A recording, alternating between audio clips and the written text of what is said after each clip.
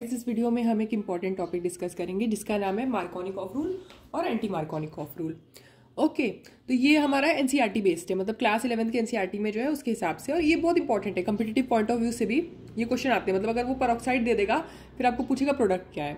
तो सबसे पहली बात आपको जो ध्यान में रखनी है ना, इसमें मेजर और माइनर प्रोडक्ट बनता है। अब हम जो प्रोडक्ट लिखेंगे इसका मतलब ये नहीं कि इसका दूसरा वाला नहीं बनेगा, पर जो हम डिस्कस करेंगे वो मेजर और माइनर होता है। ओके, और वो पूछता है क्वेश्चन के अकॉर्डिंग कि आपका इसका मेजर बताइए, तो उस हिसाब से आपको अप्रोच करना होता है। तो सबसे पहली बात होती है ना, इसमें इंटरमीडिएट कार्बोकैटायन बनता है। ठीक है, ये डिफरेंस होता है मार्कोनिकॉफ और एंटी मार्कोनिकॉफ में। तो देखिए हमारा एल्कीन है। अब देखिए सिमेट्रिकल एल्कीन में हमने एडिशन देखेंगे ना, सिमेट्रिकल एल्कीन में क्या होगा, क्या फर्क पड़ता है। सिमेट्रिकल में सोचिए ये तो ऐसे नहीं होगा ना, सिमेट्रिकल एल्कीन मतलब सोचिए CH2 तो अब इससे तो कुछ नहीं फर्क पड़ता ना, आप H यहाँ लगाए Br यहाँ लगाए, या फिर H यहाँ लगाए Br यहाँ लगाए, क्या फर्क पड़ता है की बात है। पर यहाँ पे देखिए फर्क पड़ेगा, क्योंकि अब आपको सोचना पड़ेगा कि हम H यहाँ पे लगाएं या हम H को यहाँ पे लगाएं। तो आपको एक बात ध्यान रखना है कि एक ट्रिक है, ठीक है, उस ट्रिक का एक्सप्लेनेशन भी हम दे देंगे। पर ये ट्रिक है कि H वहाँ पे जाके लगता है ना जहाँ पे पहले से ज़्यादा नंबर ऑफ H है, वो हमारा मेजर प्रोडक्ट है। हम ये नहीं कह रहे कि दूसरा वाला प्रोडक्ट नहीं बनेगा, वो हमारा मेजर प्रोडक्ट है। जैसे देखिए प्रोडक्ट अगर हम लिखे, हमने कहा H वहाँ लगेगा जहाँ ज़्यादा नंबर ऑफ H है, तो यहाँ और ऑब्वियसली हम लोग डबल बॉन्ड में ही देखेंगे, ऐसा नहीं कि हम कहीं और जाके लगाएंगे H ना, डबल बॉन्ड के क्रॉस लगेगा।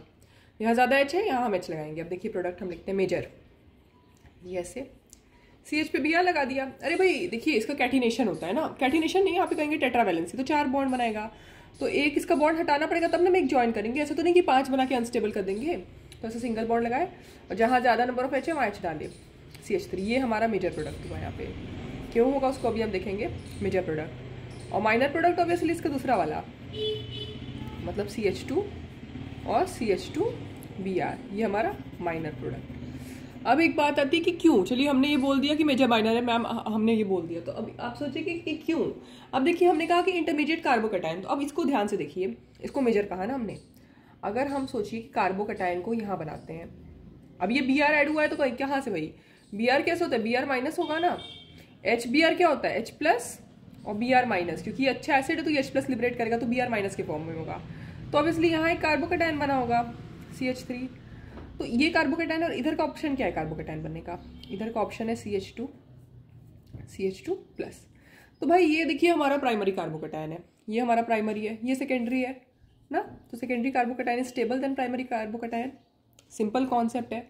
और वैसे भी चलिए आप अगर हाइपर कॉन्जुगेशन देख ले, तो हाइपर कॉन्जुगेशन में क्या देखते हैं कि अगर हम सोचिए देखते हैं कि क्या मतलब डबल बॉन्ड है, यहाँ पे तो प्लस है ना कार्बोकैटायन, तो उसके बगल वाले अल्फा हाइड्रोजन को देखेंगे, तो यहाँ 3 + 3 6 अल्फा हाइड्रोजन है, और यहाँ कितना है, बस 2 अल्फा हाइड्रोजन है ना। अल्फा हाइड्रोजन में किसको देखते हैं, जो सोचिए कार्बोकैटायन है उसके बगल वाले कार्बन पे देखते हैं कि कितना हाइड्रोजन है, उसके बगल वाला कार्बन sp3 होना चाहिए। देखिए ठीक है, तो कैसे देखते हैं हम लोग, sp3 जितना सिंगल बॉन्ड है उसको काउंट करिए, S 2 hydrogen P P P, ठीक है, P P और ये P, यहाँ पे भी एक बॉन्ड है ना। तो यहाँ जो भी 2 अल्फा हाइड्रोजन है, और यहाँ पे हमारा 6 अल्फा हाइड्रोजन। तो ऑब्वियसली ये स्टेबल है हाइपर कॉन्जुगेशन से भी, और हाइपर कॉन्जुगेशन ना भी देखे तो प्राइमरी सेकेंडरी तो देखना सबको आता है, सेकेंडरी ज़्यादा स्टेबल है। तो ये हमारा मेजर प्रोडक्ट, तो ये मेजर ये माइनर, ये हुआ।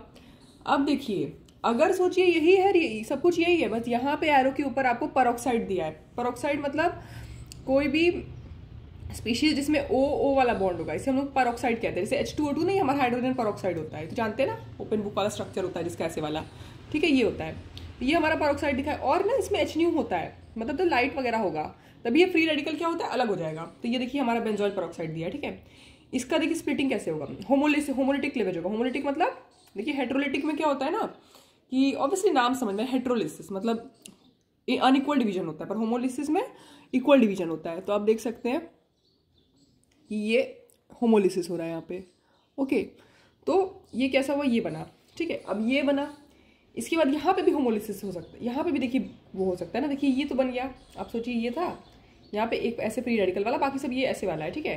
तो अब यहाँ पे ऐसे होमोलिसिस हुआ, ये वाले जगह पे ऐसे, तो यहाँ पे जो सिंगल बॉन्ड एक तो फ्री रेडिकल आया, वो इस फ्री रेडिकल के साथ बॉन्ड बना के CO2 बना के निकल गया, देखिए, और ये हमारा फ्री रेडिकल बन गया, ठीक है। अब देखिए ये CO2, देखिए ये एक बहुत इंपॉर्टेंट बात है कि हम केमिस्ट्री में वो करते तो 2 चीज़ हम देखते हैं, स्टेबिलिटी, स्पॉन्टेनिटी। तो अगर कहीं भी आप देखेंगे ना कि गैस निकाल देते हैं आप रिएक्शन में, तो स्पॉन्टेनियस होता है, तो हमने ये निकाल दिया। अब बचा क्या, ये तो चलिए गैस बन के लिबरेट हो गया, ये C6H5 का फ्री रेडिकल बचा और HBr का, तो भाई ये इसमें क्लीवेज करवा देगा, अगेन होमोलिटिक कराएगा। क्यों? क्योंकि यहाँ पे इंटरमीडिएट हमारा फ्री रेडिकल है। आप ये नहीं सोचेंगे कि क्यों इसमें क्यों हम कार्बोकैटायन नहीं बनाएंगे, अरे बना नहीं सकते। यहाँ HNU है ना, ये फ्री रेडिकल रिएक्शन है। और वैसे भी चलिए HNU हो ना हो, आप इसको देखेंगे ना, बहुत बार ऐसा नहीं होता कि HNU दिया हो, पर कभी आप देखें ना कि OO है तो आपको एक बात समझना चाहिए कि यहाँ पे कितना ज़्यादा रिपल्शन है। आप सोचिए इतना ज़्यादा रिपल्शन है ना, कि सोचिए यहाँ पे लोन पेयर है, ये ऑक्सीजन इतना ज़्यादा इलेक्ट्रोनेगेटिव है, तो ये ना मन इनको ब्रेक करने का वही होता है, अवसर चाहिए होता है। तो HNU मिलेगा तो ये फट से होमोलिटिकली क्लिक कर लेंगे। ये हुआ होमोलिटिक क्लीवेज। ठीक है, यहाँ तक आया। ये HBr पे अटैक किया, अरे इसके साथ इसका ही तो अटैक होगा, अरे रिएक्शन होगा, इसके साथ रिएक्ट किया तो एक H निकाल लिया, ये भी होमोलिटिकली क्लीव हुआ। इसका H फ्री रेडिकल लेके ये मस्त अपना C6H6 बना लिया। Br फ्री रेडिकल है, Br तो रिएक्ट करेगा, तो उसने इसके साथ रिएक्शन करा। तो एक बार देखिए क्या किया, ये अब होमोलिटिकली क्लीव करेगा ऐसे ऐसे। ठीक है, तो एक बार Br जाके इधर जुड़ेगा, एक बार Br जाके बाहर की तरफ जुड़ेगा। तो आप देखिए फ्री रेडिकल की स्टेबिलिटी में Br को जोड़ने के बाद आप देखिए कि फ्री रेडिकल कहाँ ज़्यादा स्टेबल है, यहाँ पे, क्योंकि यहाँ सेकेंडरी फ्री रेडिकल है और यहाँ प्राइमरी फ्री रेडिकल है। तो समझ, बस इसका प्रोडक्ट उल्टा हो गया है। अगर हम लोग पेरोक्साइड नहीं लिए थे ना, तो हम H जहाँ था, जहाँ ज़्यादा H था वहाँ लगा रहे थे, पर इस बार जहाँ ज़्यादा H है वहाँ नहीं लगाए हैं। हमारा मेजर प्रोडक्ट ये है। ठीक है, जहाँ ज़्यादा H है वहाँ H नहीं लगाए हैं, जहाँ कम H है वहाँ H लगा दिए हैं। ठीक है, और Br दूसरी तरफ लगा दिए हैं। ओके, तो ये आपको ध्यान रखना, मतलब हम लोग H इस बार यहाँ पे लगा देंगे। ये हम तो फ्री रेडिकल की फॉर्म में दिखा के रखे हैं ना, आप इसको H यहाँ पे लगा देंगे। तो ओवरऑल आपको क्या समझ में आया? आप सीधी ये बात याद रखिए, तो देखिए आप बना ही लेंगे ना, थोड़ा भी कॉमन सेंस लगाएंगे तो ये आपको समझ में आ जाएगा कि जैसे CO2 निकला है, फिर ये Br फ्री रेडिकल यही है जो अटैक कर रहा है। ठीक है, ये सेल्कीन पे अटैक करेगा और Br यहाँ एक बार लगेगा तो यहाँ फ्री रेडिकल बनेगा, तो उतना स्टेबल नहीं है, प्राइमरी है, यहाँ सेकेंडरी है। ओवरऑल आपको ये समझना है कि मार्कोनिकॉफ रूल होता है तो कार्बोकैटायन इंटरमीडिएट होता है। खराश पेरोक्साइड कहते हैं जब एंटी मार्कोनिकॉफ होता है, मतलब पेरोक्साइड ले अगर हम रिएजेंट में तो होमोलिसिस होता है और यहाँ फ्री रेडिकल से चलता है सब। ठीक है, प्रोडक्ट उल्टा बनेगा। यहाँ पे वही वाला रूल है, H जहाँ सबसे ज़्यादा है वहाँ जाके H लगेगा, लेकिन ये वाले में एंटी मार्कोनिकॉफ में जस्ट इसका उल्टा है। इसके अलावा आपको कुछ ज़्यादा सोचने की जरूरत नहीं कि क्या होगा कैसे होगा। ओके, ये हमारा मार्कोनिकॉफ हो गया और ये हमारा anti Markovnikov addition, peroxide effect और खराश पेरोक्साइड इफेक्ट। इसके बेसिस पे आप एंटेनेस का भी सारा सवाल लगा सकते हैं। Okay, thank you.